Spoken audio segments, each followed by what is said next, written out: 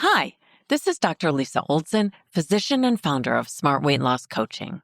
I'd like to briefly say thank you so much to our regular listeners who follow the show and tune in every week.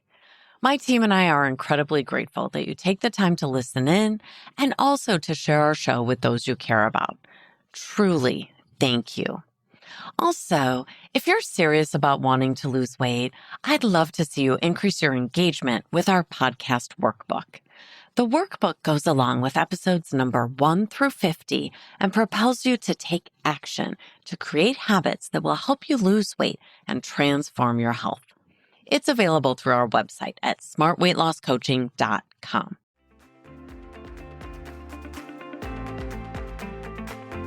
Welcome to the Smart Weight Loss Coaching Podcast.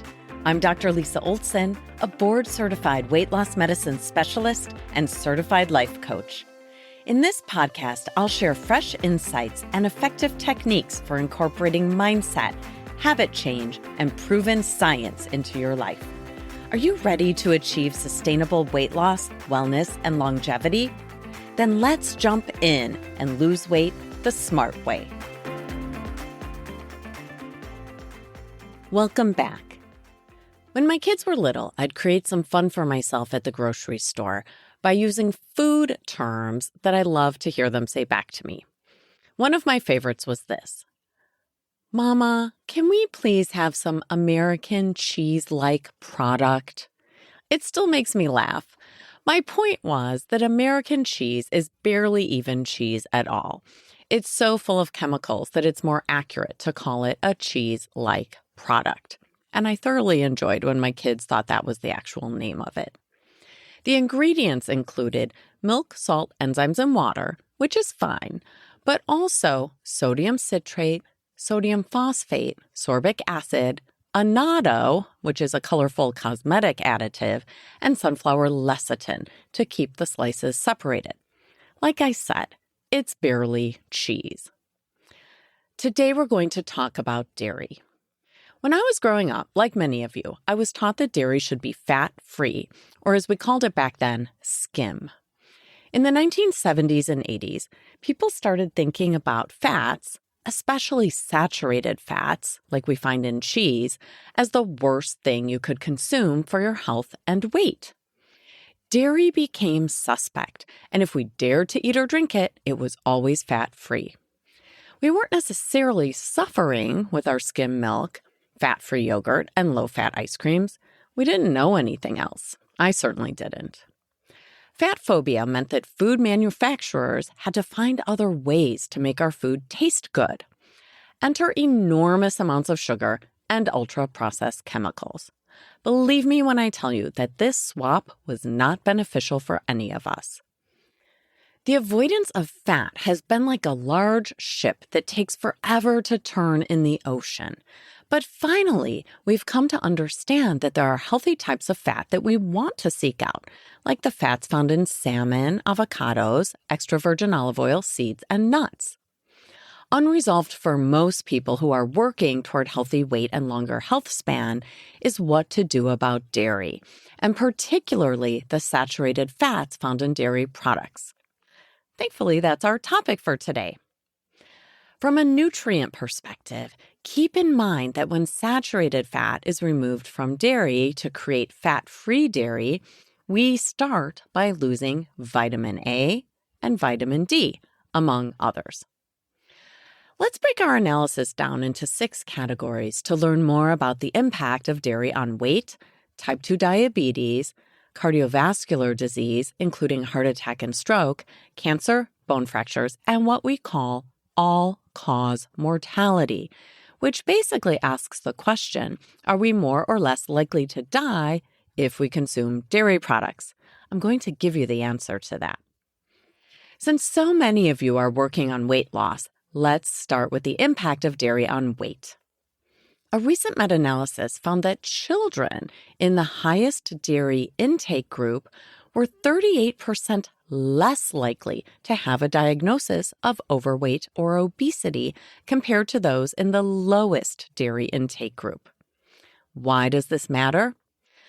Well, many of us have kids, and we know that the disease of obesity usually tracks from childhood into adulthood, meaning if you struggled with your weight as a kid, you'll likely continue to struggle throughout your life. By the way, when I quote data from a meta-analysis, this is a compilation of good quality data from multiple sources. Not just opinions, but rather data that's bundled from all of the relevant research. Now, instead of looking at just 100 or 1,000 people in a particular study, we can look at tens or hundreds of thousands of people to find correlations between dairy intake and health. So for kids, it's clear. When we pulled full-fat milk out of schools and instead offered low-fat plain and chocolate milk, we made a mistake. But that was a time when rules around school lunches required fat-free milk, despite new research to the contrary. I get it. After decades of consuming fat-free dairy, it took me a couple of years to believe what I was reading in the scientific literature about whole milk and full-fat yogurt. Eventually, I did make the switch, moving from 0% fat to 2% and up to whole milk and full-fat yogurt. Let's talk about adults, shall we? Dairy is helpful for weight loss, but the effect of dairy during maintenance of weight loss is less clear. Meta-analyses support that in adults, dairy products not only help with weight loss, but also improve body composition. That is, dairy reduces fat mass and preserves our lean muscle mass. So we lose fat and maintain our muscle, which is pretty awesome. Why does this happen? Well, dairy products are good sources of high-quality protein. Protein intake is important during weight loss and maintenance because it leaves us feeling full and satisfied. This helps to prevent overeating. Also, more muscle means a higher calorie burn, and dairy provides an abundance of amino acids that are used as building blocks to build and repair muscle. More muscle means more calories burned as you go about the business of your day. So we can say that including high-quality sources of dairy, like plain full-fat yogurt, aged cheeses, and so on, will help with weight loss in the short term, though in the long term, it's a bit more murky. In my practice, dairy seems to be weight neutral. No one gains weight when they make the switch from fat-free to whole milk in their coffee. And in my experience, having creamier milk or actual cream allows them to reduce or eliminate sugar, sweeteners, or other flavor enhancers. You've heard me say it many times before, but I'll say it again. If you're drinking Coffee Mate French Vanilla or Hazelnut Creamer, you're digging your own grave. Just stop that. It's killing you. If you must sweeten your coffee, use sugar for now, and we'll get you off that over time. Just get rid of the chemicals. Speaking of coffee, please read your labels on cream or half and half. If it says anything other than cream or milk and cream, don't use it. You don't need carrageenan, any gums like guar gum or xanthan gum, nor do you need soy lecithin or mono and diglycerides. Again, just stop consuming those chemicals. They're poisoning your dairy experience. I'm hoping to give you back the option of some cheese or some yogurt if you've been avoiding it, but let's do it the smart way. One last thing about full-fat dairy and weight in adults, the type of dairy matters. The best dairy outcomes for weight and diabetes risk are seen from yogurt and aged cheese, which might include aged Gouda, Manchego, Parmesan, and so on. Pre-shredded cheddar cheese will not confer the same benefits. Pre-shredded cheese contains antifungal mold inhibitors like natamycin, anti-caking agents like powdered cellulose, and food dyes to make the cheese look orange. Don't be fooled into thinking this ultra-processed kind of cheese is good for you. Quite the opposite. So please read the labels on cheese and avoid the pre-shredded, pre-sliced cheese that can sit in your fridge for months without becoming moldy. Moving on to type 2 diabetes and dairy. A recent meta-analysis on dairy intake and diabetes risk included 22 studies with a total of almost 600,000 participants. This also included 43,000 people with a diagnosis of type 2 diabetes. An inverse association between total dairy and yogurt intake and risk of type 2 diabetes was reported.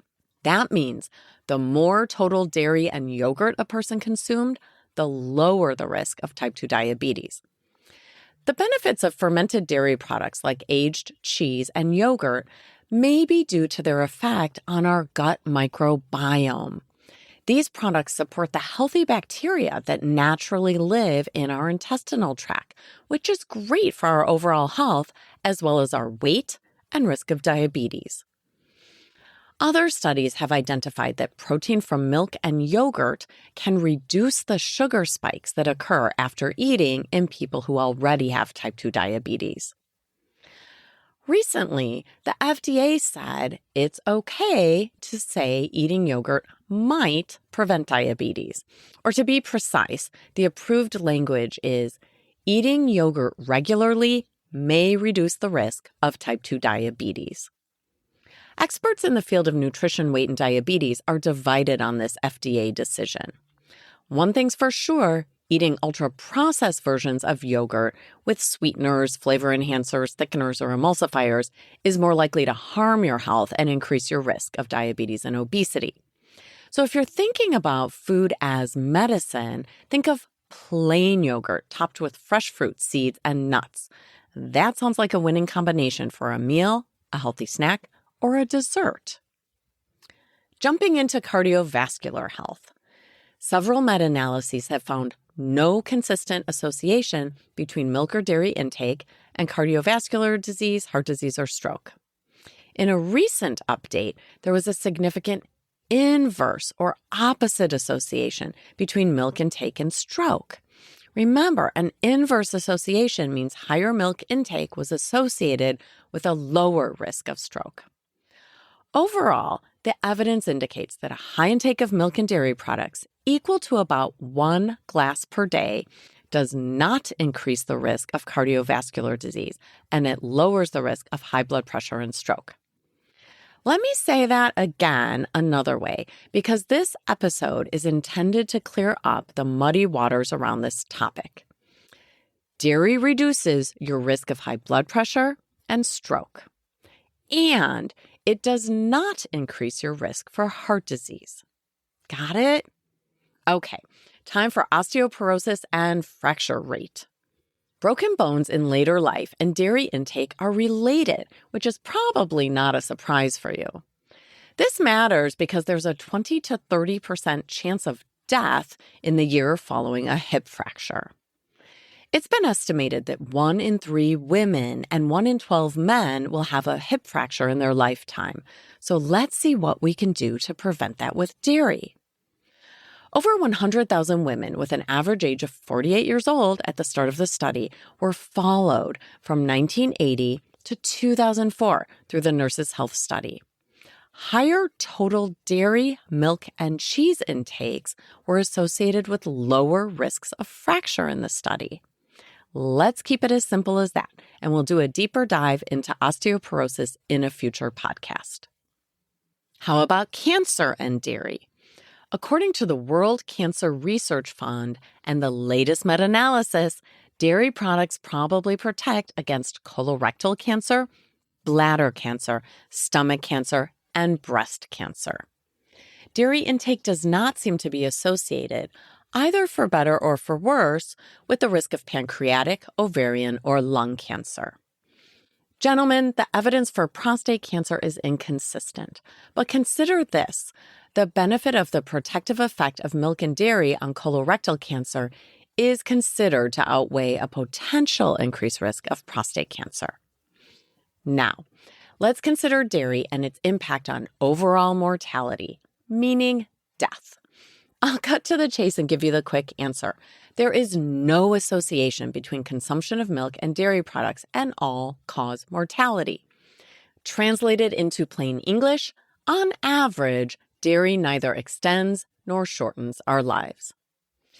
In food substitution analyses, where you swap out dairy for other foods, Eating nuts, legumes, or whole grains instead of dairy was associated with a lower mortality, meaning you'd live longer. Whereas eating red and processed meat, like salami or hot dogs instead of dairy, was associated with higher mortality. So you might ask yourself, what kind of dairy, and also dairy instead of what? Dairy instead of plain walnuts? Not a win for longevity, but dairy instead of bacon? Definitely a win. Lastly, let's talk about cheese specifically, because so many of us love it. Cheese may reduce stroke and weight gain, specifically when replacing red meat in the diet. That said, the way we eat cheese makes a difference. For example, cheese is often added to pizza served on an ultra-processed crust. A dietary pattern high in fast foods or ultra-processed foods will have a negative health effect, regardless of the amount of cheese consumed. We're avoiding Cheese Whiz, Velveeta, sliced and shredded ultra-processed cheeses. So based on all of this, you might find it helpful to create an NBA, a next best action regarding dairy, based on your personal and family history. If you have a strong history of stroke in your family and you've been avoiding yogurt and cheese, you may decide to allow it or even encourage it. On the other hand, if you're a man with a strong family history of prostate cancer, you might be one of the few people for whom less dairy would be more helpful. For most of us, our NBA might involve allowing dairy again and choosing carefully, reading ingredient labels to get the healthiest versions of dairy that we can find. One last thing. If you'd like to take advantage of our early bird discount for our Women's Wellness Retreat in November, you can find us on Instagram or Facebook at Lisa Olson MD or on TikTok at Smart Weight Loss Coaching. I'm also on LinkedIn at Lisa Olson. And if you'd like to be added to our mailing list, simply email us, team@smartweightlosscoaching.com. We'd love to hear from you. Thanks so much for listening. If you'd like more support during your smart weight loss journey, check out our group coaching program at smartweightlosscoaching.com. Until next time, stay well and stay smart.